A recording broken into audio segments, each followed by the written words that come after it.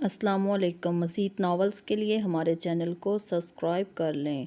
وہ کل رات سے یہاں موجود تھی، ایک قیامت تھی ان لوگوں پر آئی تھی اور اب چیزیں مزید خراب ہوتی جا رہی تھی۔ سفیر کی امی بہت اچھی تھی، اس کا بہت خیال رکھ رہی تھی، مگر ابھی جو کچھ صغیر اسے کہہ کر گیا تھا اس نے اس کا دل اور دماغ جھنجھوڑ کر رکھ دیا تھا۔ بھلا وہ کیسے اپنی بہن کے منگیتر کے ساتھ شادی کر سکتی ہے؟ مگر ابھی سفیر کی امی نے اسے بہت سمجھایا تھا۔ اب اس کے پاس اس رشتے کو قبول کرنے کے علاوہ کوئی راستہ نہیں تھا۔ اس کا نکاح ہو جانا تھا اس کی بہن ماں باپ کے بغیر، مگر اب حالات کا یہی تقاضا تھا اور یہ کڑوا گھونٹ پینا تھا۔ ابھی وہ انہی سوچوں میں گم تھی جب کمرے کا دروازہ ناک ہوا۔ وہ ایک دم سے سنبھل کر بیٹھی تو دروازہ کھلا۔ آنے والا سفیر تھا، جس کے ہاتھ میں کھانے کی ٹرے تھی۔ آپ؟ امی بتا رہی تھی تم نے کھانا نہیں کھایا۔ میں کھانا لے کر آیا ہوں۔ سوری، بس مجھے بھوک نہیں تھی۔ شرمندگی سے اس نے سر جھکا دیا۔ وہ لوگ پہلے ان سب کے لیے اتنا کر رہے تھے، اب مزید پریشان کر رہی تھی۔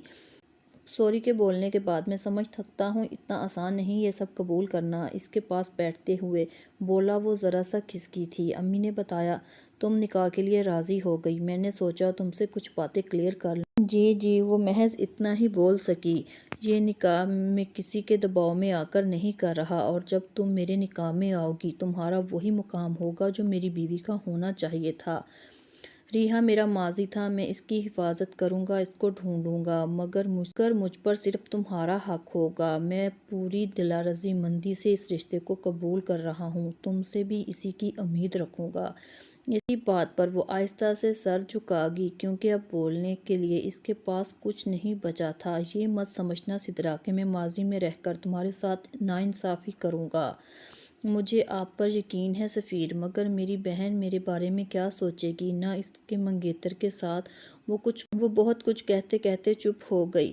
وہ کچھ نہیں سوچے گی، کیونکہ حالات کی نزاکت کا اسے بھی اندازہ ہے، اور میں بنا کسی رشتے کے آپ کو اپنے ساتھ نہیں رکھ سکتا۔ اگر تمہیں اکیلا چھوڑے تو کنگ تمہیں نقصان پہنچا سکتا ہے۔ یہ کھیل بہت بڑا اور گھنونا ہے۔ یہاں سے نکلنا بالکل آسان نہیں۔ میری بات کو سمجھو اور سب بھول کر آگے بڑھو۔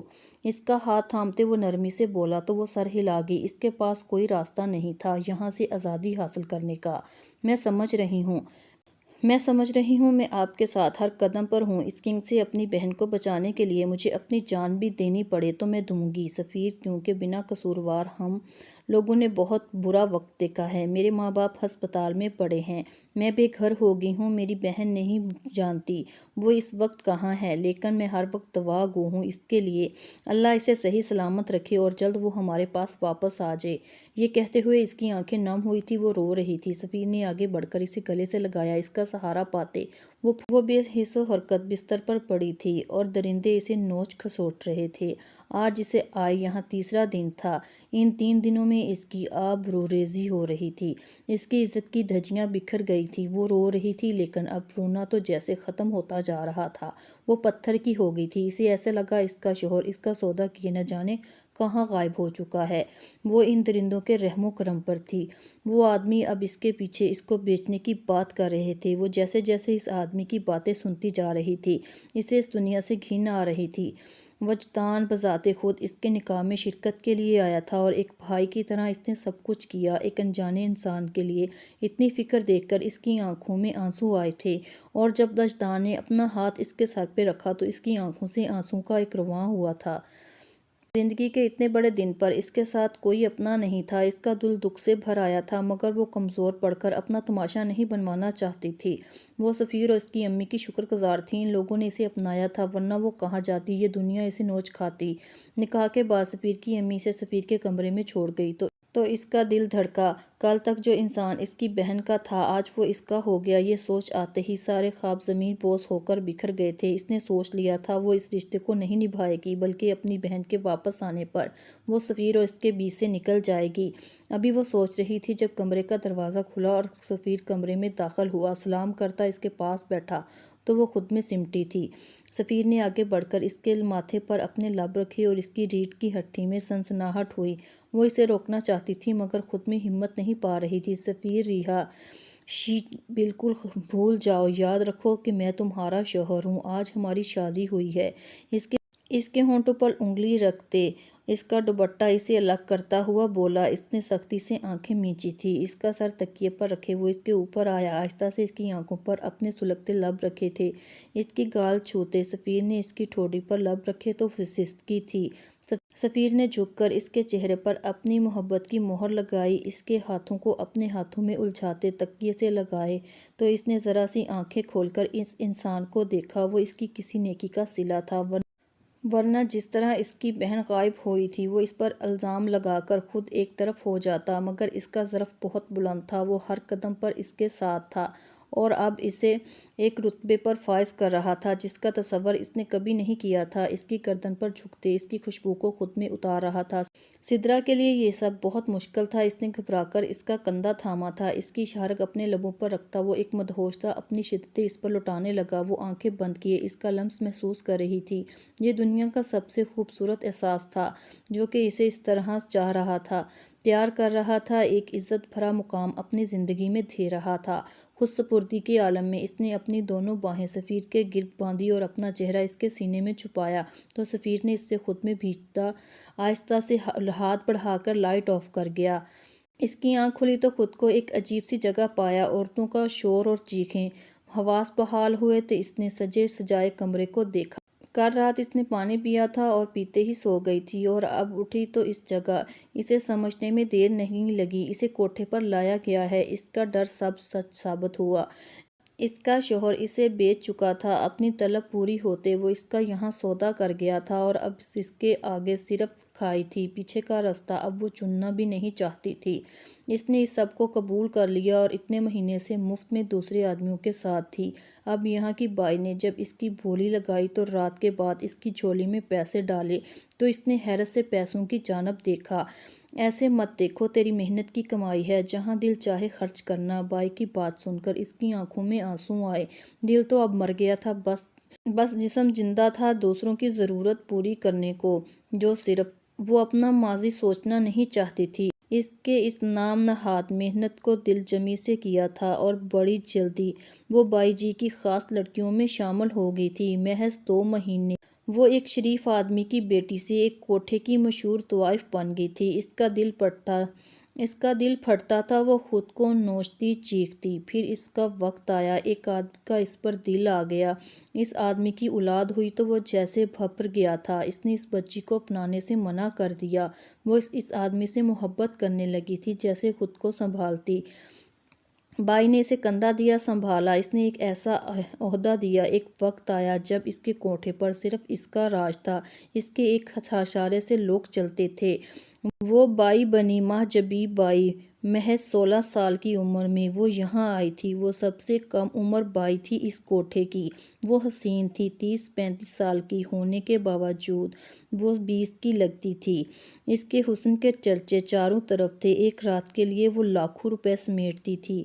وہ اس کا خاص اور بے حد خاص تھا، جس نے خود کو کنگ کا خطاب دے رکھا تھا۔ وہ اس دنیا سے لڑنے کی صلاحیت رکھتا تھا، جو اس کے دشمن تھے وہی اس کنگ کے دشمن تھے، دونوں ایک ہی سانپ کے ڈسے ہوئے تھے۔ اب وقت دور نہیں تھا جب وہ دونوں اس آدمی کی زندگی کو جہنم کر دیں گے۔ کیوں بے چین ہو ریحا؟ وہ کب سے یوں ہی ٹہل رہی تھی۔ تسنیم بیگم اس سے پوچھا۔ وہ اس کے پاس آ کر امی کیا وجدان کسی سے محبت کرتے ہیں؟ اسے یوں پوچھنے پر وہ بری طرح چونکی۔ ایسا کیوں پوچھ رہی ہو؟ خیریت ہے بیٹا؟ جی خیریت، بس یوں ہی۔ وہ انہیں یہ نہیں بتا سکتی اس نے وجدان کی شرٹ سے کسی کے پرفیوم کی خوشبو سونگھی ہے۔ پاگل، فالتو نہ سوچ، ایسا کچھ نہیں ہے، وجدان صرف تجھ سے محبت کرتا ہے، اب سے نہیں بہت پہلے سے۔ ان کی بات پر وہ بری طرح چونکی تھی۔ ایسا کیسے ممکن تھا بھلا؟ وہ اسی ڈھیر پن میں پریشان ہوتی اپنے کمرے میں آ گئی۔ کل جس طرح وجدان نے اس سے کہا اور اب اس کی شرٹ سے لڑکیوں والی خوشبو، اس کا دل بے حد دکھ رہا تھا۔ کل وہ اس کا انتظار کر رہی تھی، جب وہ آیا اور بنا کچھ کہے اسٹڈی میں بند ہو گیا اور اس کے کپڑوں سے خوشبو۔ وہ پورا دن سوچوں میں گھلتی رہی۔ آج وہ پورا دن گھر نہیں آیا۔ جبھی غصہ ہوتے ہوئے وہ تسنیم بیگم کے سونے کے بعد اپنے کمرے میں آ گئی، کیونکہ کل تسنیم بیگم کو واپس چلے جانا تھا۔ آدھی رات اس کی آنکھ تسنیم بیگم کی آواز پر کھلی تھی۔ وجدان کی جگہ خالی دیکھ کر اس کا دل ایک بار پھر دکھا تھا۔ صبور تسنیم بیگم کو لینے آیا تھا، میڈم سر کے کچھ کپڑے دے دیں، انہیں ضروری کیس کے سلسلے میں کہیں جانا ہے۔ صبور کی بات پر اس کے ماتھوں پر بلوں میں اضافہ ہوا، مگر بنا کچھ کہے چپ چاپ وجدان کے کپڑے لا کر اسے تھما دیے۔ پہلے ہی اس گھر میں دل نہیں لگ رہا تھا، اب تسنیم بیگم بھی جانے والی تھیں۔ زندگی ایک بار پھر عذاب ہو جائے گی، یہ سوچتے اس کی آنکھیں نم ہوئی تھیں۔ تسنیم بیگم کو نم آنکھوں سے الوداع کہتے وہ اپنے کمرے میں آ گئی اور سونے کے لیے لیٹ گئی۔ ماں باپ بہن سے دوری اور یہ سب بہت مشکل تھا۔ اس کا خوش رہنا، جہاں وہ خوش رہنے کی کوشش کرتی وہیں کچھ نہ کچھ ایسا ہو جاتا وہ ڈپریشن میں چلی جاتی۔ انہی سوچوں میں گم وہ نیند کی وادیوں میں اتر گئی۔ ویران بیابان جنگل کے بیچوں بیچ اس کی نفرت کی چاروں طرف پھیل چکی تھی۔ آج ایک اہم مشن کے سلسلے میں اسے یہاں آنا پڑا تھا۔ وہ پوری رات تیاری کر کے دشمن سے کرانے والے کے لیے تیار تھا۔ اس کا دھیان سارا اپنے دشمن کی طرف تھا۔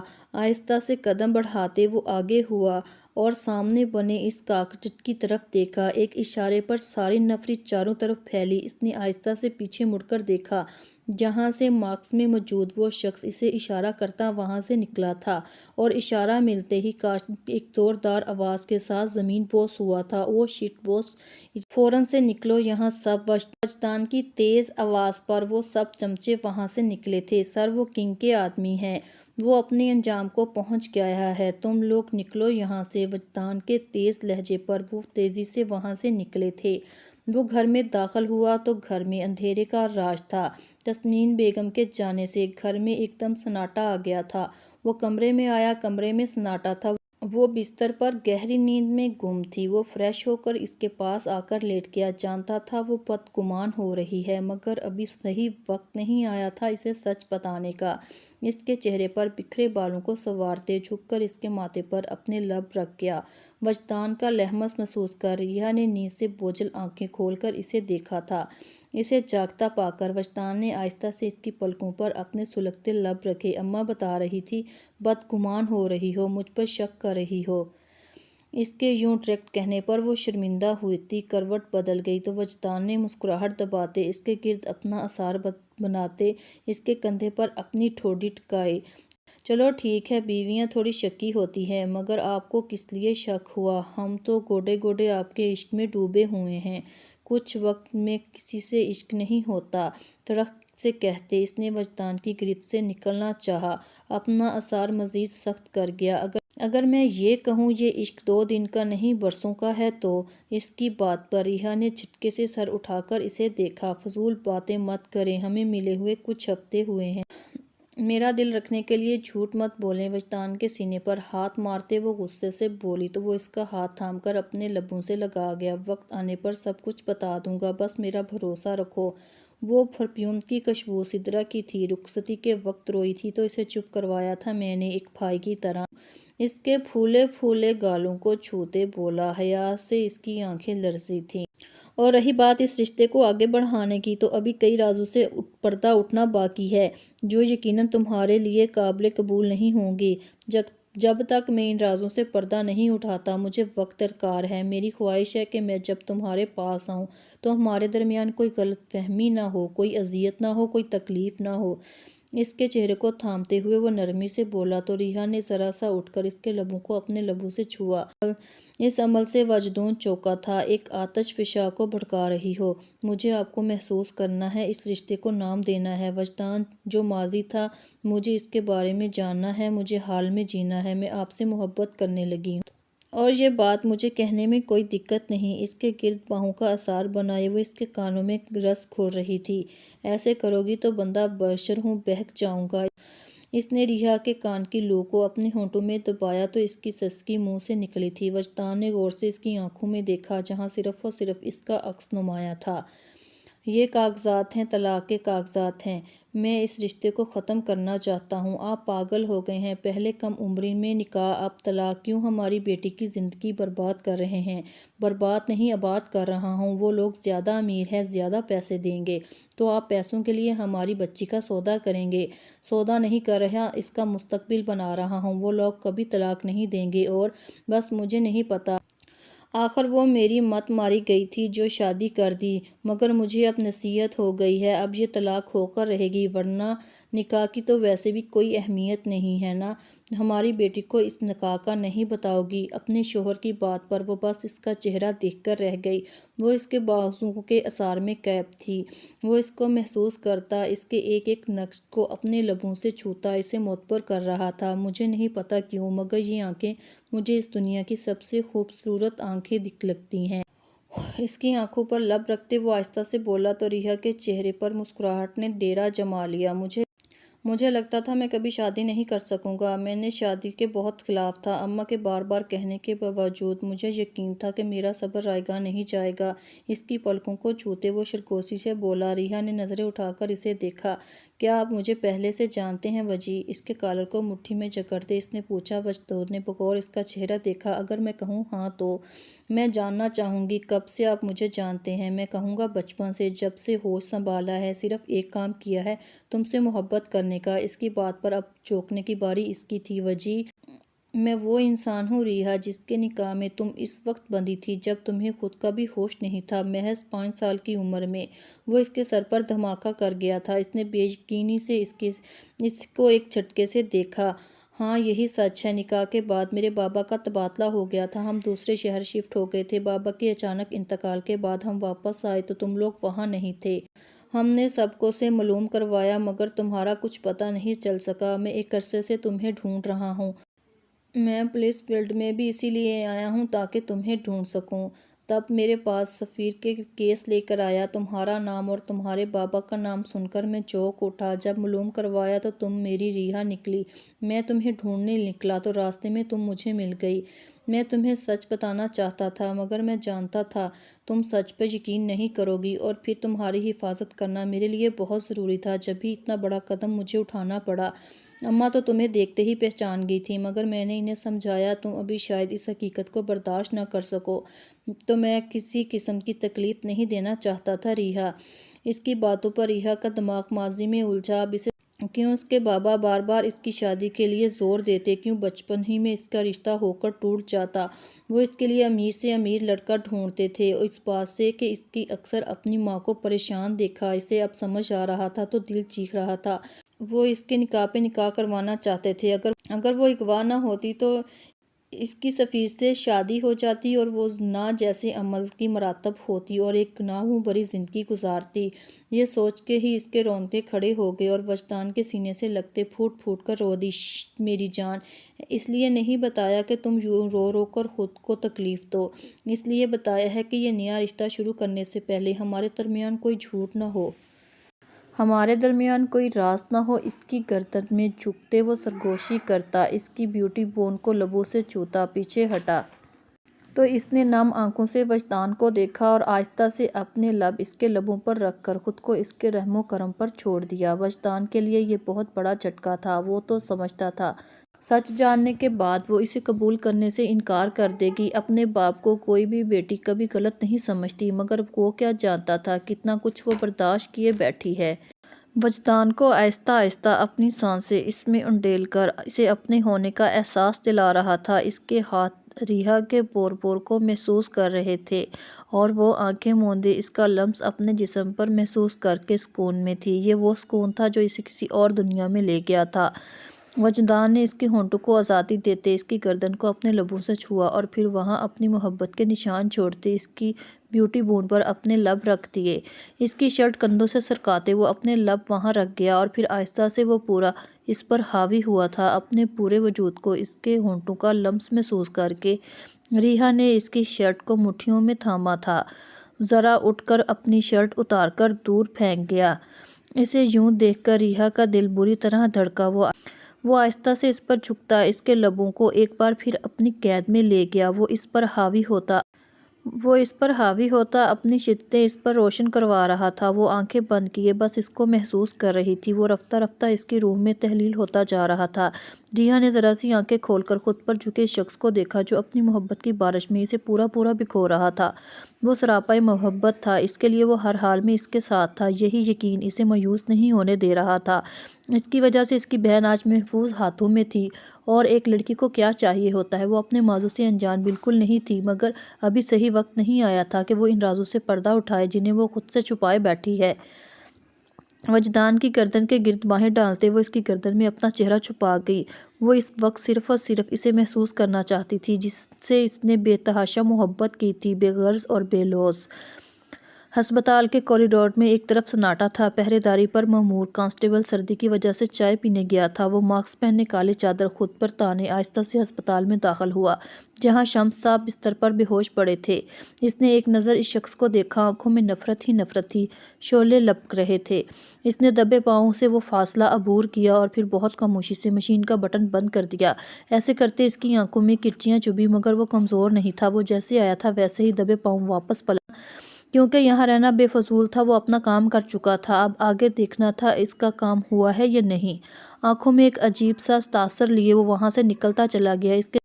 اس کے جاتے ہی دوسری طرف کانسٹیبل واپس سے اپنی ڈیوٹی پر آئے۔ آئینے میں کھڑی ہو کر وہ اپنے بال سنوار رہی تھی جب سفیر نے پیچھے سے آ کر اسے اپنی حصار میں لیا۔ آہستہ سے اس کے بال سائڈ پہ کرتے اپنے لب اس کی گردن پر رکھے تو وہ شرم سے پلکیں جھکا گئی۔ مارننگ میری جان، کل صبح ایک اہم کام کے سلسلے میں سفیر کو جانا پڑا تھا اور اب وہ رات کو گیا، اب آیا تھا۔ السلام علیکم مارننگ۔ پیٹ پر ہاتھ باندھے اس کے ہاتھوں کو اپنے ہاتھ پر رکھتے شرمگین مسکراہٹ کے ساتھ وہ بولی تو سفیر نے اسے دیکھا۔ ناراض تو نہیں ہو نا مجھ سے؟ میں یوں چھوڑ کر چلا گیا تھا۔ اس کے کان پر لب رکھتے وہ اس سے پوچھ رہا تھا جو اس کے لمس سے سمٹی جا رہی تھی۔ میں بھلا آپ سے کیوں ناراض ہوں گی؟ یہ تو آپ کا کام ہے اور مجھے سمجھنا ہوگا۔ اس کی بات پر سفیر نے اس کی پچھلی گردن پر اپنے لب رکھے اور پھر آہستہ سے اپنی جیب سے ایک لاکٹ نکال کر اس کی سراہی دار گردن کی زینت بنایا۔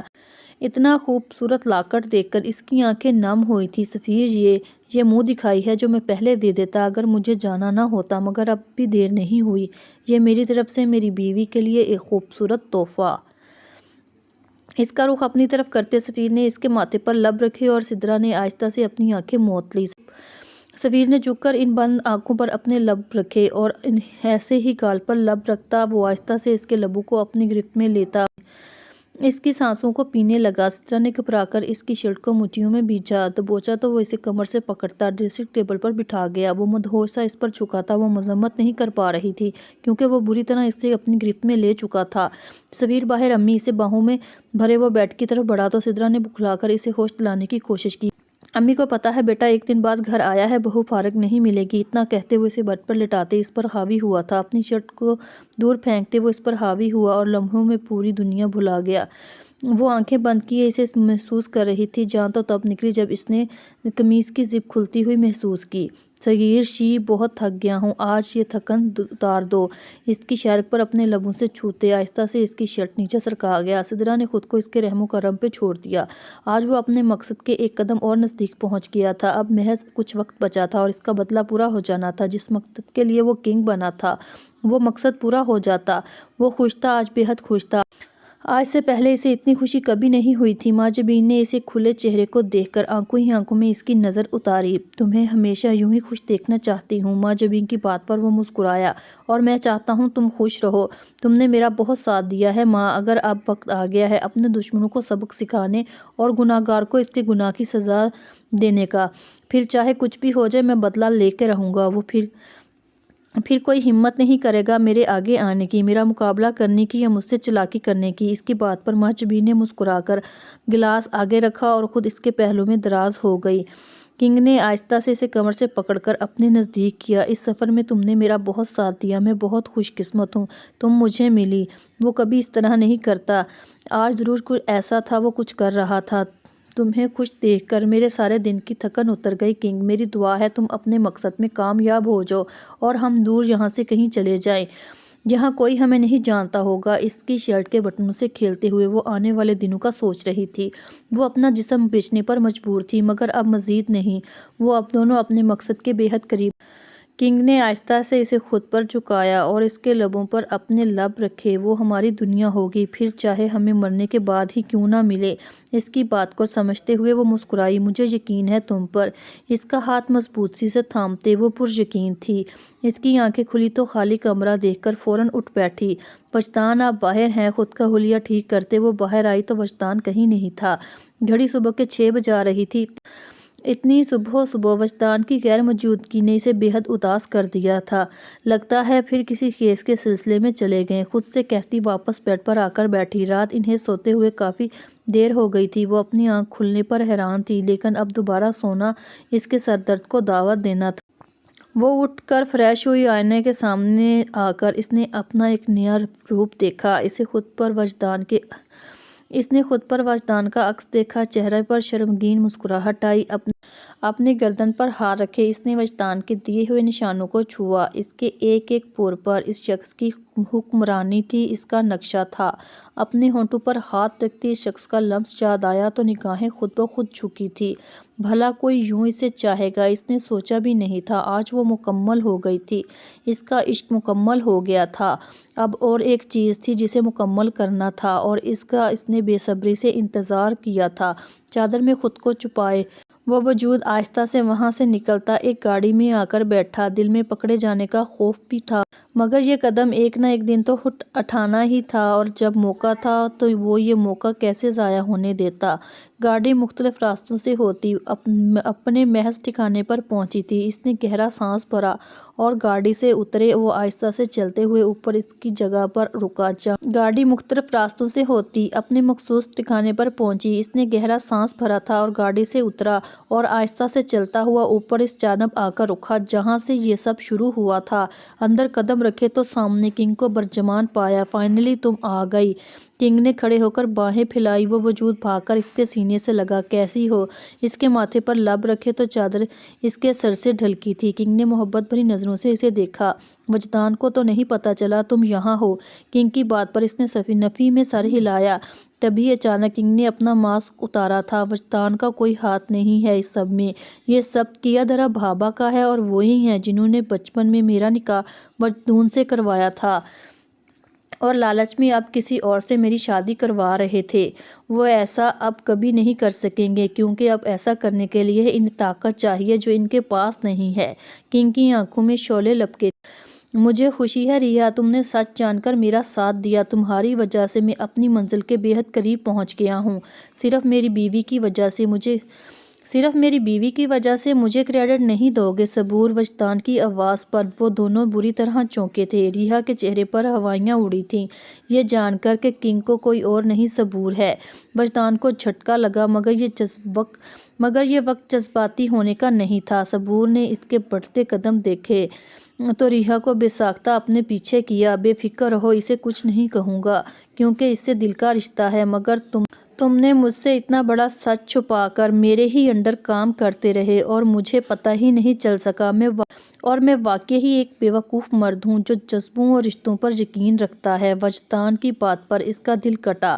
وہ انہیں سچ نہیں بتا سکی اور جھوٹ پر وہ نہ چاہتے ہوئے بھی نہیں بول گئی۔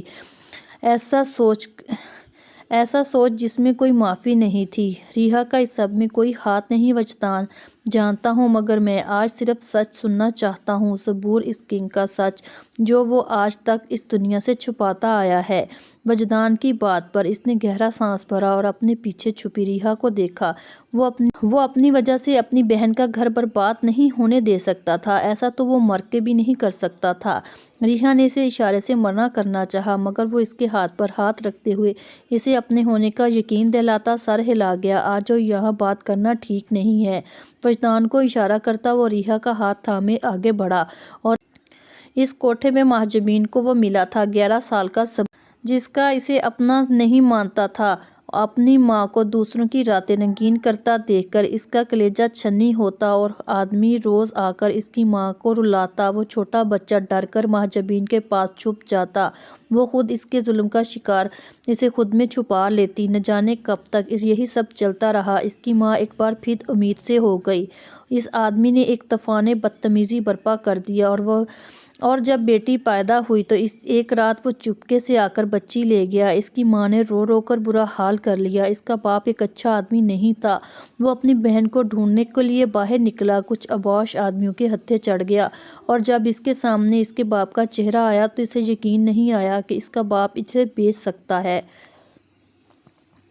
ان آدمیوں نے اس کی معصومیت چھینی تھی۔ وہ روتا بلکتا سسکتا تڑپتا رہا، مگر ان ظالموں نے اسے بخشا نہیں تھا، کیونکہ اس کا باپ اس کا سودا کر گیا تھا۔ وہ نہ جانے کتنے دنوں تک، نہ جانے کتنے لوگوں کا نشانہ بنتا رہا۔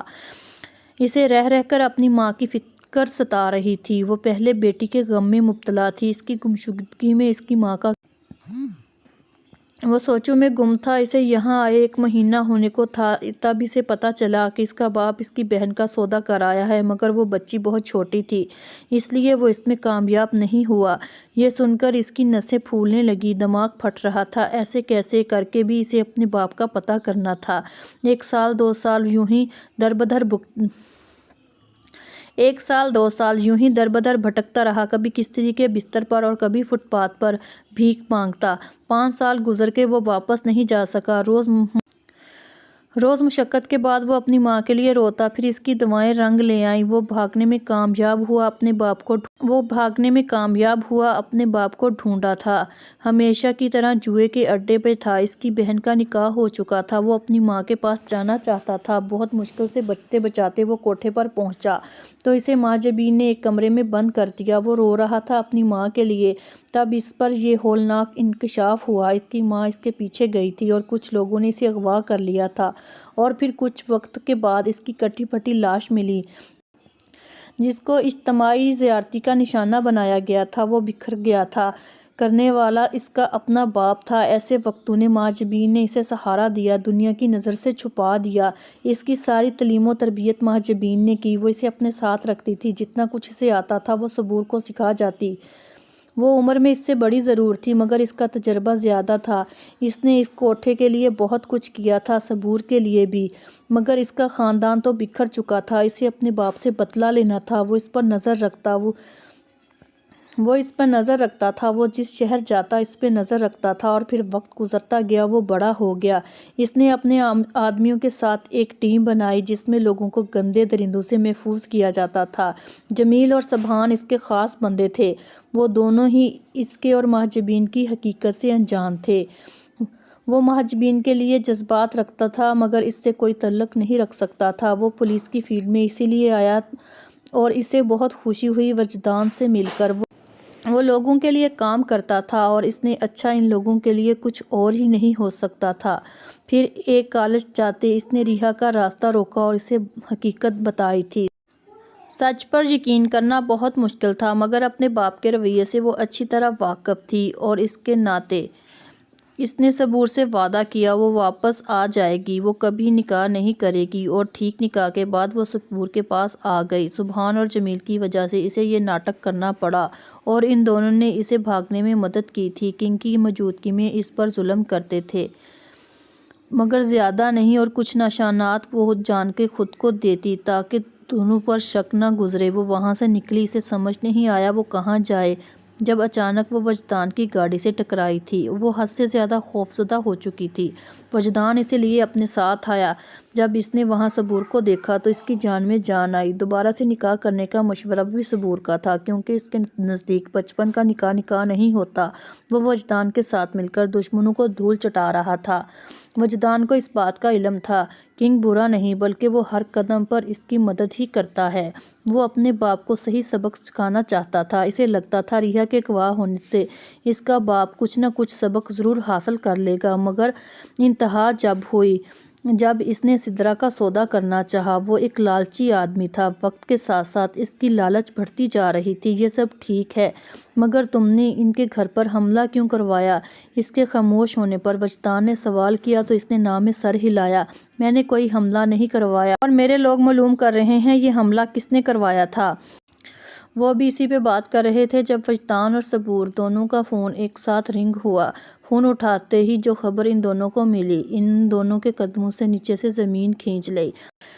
شمس صاحب کو کسی نے قتل کر دیا ہے۔ ہاسپٹل کے CCTV سے ایک شخص نظر آیا، مگر چہرہ چھپا ہونے کی وجہ سے وہ لوگ اسے پہچان نہیں پائے تھے۔ ریحا اور سدرا اتنے وقت بعد مل کر خوب روئی تھی۔ اب بھی وہ اپنے گھر کے بجائے سفیر کے گھر موجود تھی۔ صبور نے پریشانی سے اسے دیکھا۔ اگر ان کا قتل کسی اور نے کیا تو کون ہے؟ کیا کوئی اور دشمن ہے؟ صبور کی بات پر وہ چونکا تھا۔ کیا لگتا ہے صبور، کون ہو سکتا ہے جس سے ان کی دشمنی ہو؟ اس کی ہر ایک سے دشمنی تھی۔ وہ میرا باپ تھا، میں اسے سزا دینا چاہتا تھا، مارنا نہیں چاہتا تھا، ہرگز نہیں چاہتا تھا۔ میرا کوئی ایسا ارادہ نہیں تھا۔ وہ جو کوئی بھی ہے، اسے اتنا بڑا قدم ایسے ہی نہیں اٹھایا۔ صبور، مہاجبین سے تمہارا کیا رشتہ ہے؟ اس کی بات پر صبور چونکا تھا۔ وہ کیا بتاتا، اتنے سالوں سے گناہ کی ایک دلدل میں پھنسا ہوا ہے جس سے چاہ کر بھی وہ باہر نہیں آ سکتا۔ اس عورت کے اس پر کئی احسانات ہیں۔ وہ میری ایک غلطی ہے جو میرے گناہ کو بڑھا گئی۔ اس نے جتنی میری مدد کی اس کا شکر گزار ہوں، مگر کچھ ایسا ہے جو وہ مجھ سے چھپاتی ہے اور کوئی اس سے واقف نہیں۔ وہ اپنی بات ابھی مکمل نہیں کر پایا تھا جب ایک خبر نے ان دونوں کو ساکت کیا۔ مہاجبین بھائی نے خودکشی کر لی ہے باس، وجدان کا اہلکار آ کر اس سے بولا۔ وہ دونوں بے یقینی سے اسے دیکھ رہے تھے۔ وہ دونوں فوراً وہاں پہنچے۔ تب صبور کے ہاتھ ایک خط لگا جو کنگ کے نام تھا۔ کنگ، میں جانتی ہوں سچ جاننے کے بعد تم مجھ سے نفرت کرو گے، مگر اب میں تھک گئی ہوں سچائی خود سے چھپا کر۔ تمہاری ماں کے مرنے کے پیچھے صرف تمہارا باپ ہی ذمہ دار نہیں بلکہ میں اس میں برابر کی شریک رہی ہوں۔ مجھے اس سے محبت ہو گئی تھی۔ ہم دونوں نے مل کر وہ سب کیا تھا اور ہمارا کام آسان بھی تھا، مگر اس کی اصلیت معلوم ہوگی۔ وہ میرا سودا کرنے لگا تھا۔ میں دوسرے بڑے آدمیوں کے ساتھ وقت گزارتی، وہ مجھے ایک ڈھیلا نہیں دیتا اور میں اس کی محبت میں ہر چیز کرنے کو تیار تھی۔ میں نے تمہاری ماں کو راستے سے ہٹایا۔ جب شمس کی بکواس پڑنے لگی تو میں نے اسے بھی ہمیشہ کے لیے کومے میں بھیج دیا، مگر مجھے شک تھا وہ ناٹک کر رہا ہے، اس لیے میں نے اسے ختم کر دیا۔ میں تھک گئی ہوں اپنی اس زندگی سے، اس لیے ہمیشہ کے لیے اس دنیا کو چھوڑ کر جا رہی ہوں۔ یہ خط اس کے باقی سوالوں کا جواب تھا۔ حقیقت تلخ تھی مگر وہ صبر کر گیا۔ انہیں اب اسے پیچھے مڑ کر نہیں دیکھنا تھا۔ وقت تیزی سے گزر رہا تھا جو ان کے زخموں کو بھر گیا تھا۔ سدرا اور سفیر اپنے گھر میں خوش تھے۔ ان کے 2 بچے تھے۔ صغیر کا تبادلہ ہو گیا تھا، اب وہ لاہور شفٹ ہو رہا تھا۔ وہ کب سے اپنی کھڑکی میں کھڑی ماضی کو سوچ رہی تھی۔ اس کا ہنستا بستا گھر سب ختم ہو گیا۔ اللہ نے اسے ایک نیا گھر دے دیا۔ وجدان اور اس کے بچے زویا اور سوم اس کی کل کنات تھے۔ وہ اپنی سوچوں میں تھی جب وجدان نے پیچھے سے اسے اپنے سار میں قید کیا اور اس کے بال سائڈ پہ کرتے اس کے کندھے پر اپنے لب رکھے تھے۔ کن سوچوں میں گم ہو جان، آپ کب آئے؟ جب آپ سوچوں میں الجھی ہوئی تھی، اس کی کن پٹی پر لب رکھتے بولا تو ریحا ہولے سے مسکراتے اس کی طرف رخ موڑ گئی۔ بہت مس کیا میں نے آج پورا دن۔ سوم اور زویا آج سدرا کے پاس ہی رک گئے ہیں۔ اس کے گلے میں باہیں ڈالتے وہ منہ بسور کر بولی تھی تو وہ مسکراتے ہوئے آہستہ سے اس کے لبوں پر جھکا تھا۔ کوئی نہیں، میں آ گیا ہوں نا، اب میری جان کا موڈ ایک دم اچھا ہو جائے گا، شرارت سے کہتے اس نے ریحا کو باہوں میں بھرتے اس نے کئی مکے اس کے کندھے پر مارے تھے مگر وہ اسے بیڈ پر ڈالتا اس پر ابر بن کر چھایا تھا۔ آج ایک نئی شروعات ہے ہماری۔ اس کی بند آنکھوں پر لب رکھتے وہ اس کے لبوں کو اپنے لبوں کی گرفت میں لے کر اسے دنیا بھلا گیا۔